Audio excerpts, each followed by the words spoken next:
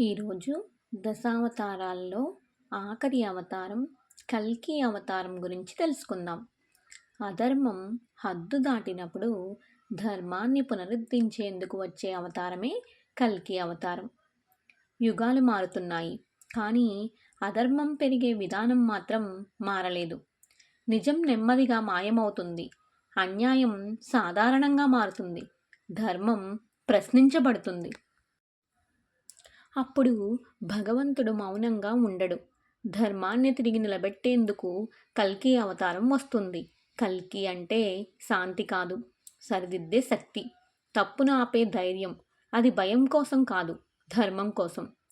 కల్కి అవతారం యొక్క అసలైన అర్థం ఏమిటంటే, కల్కి అవతారం అంటే ప్రపంచం అంతం కాదు, ధర్మానికి కొత్త ఆరంభం.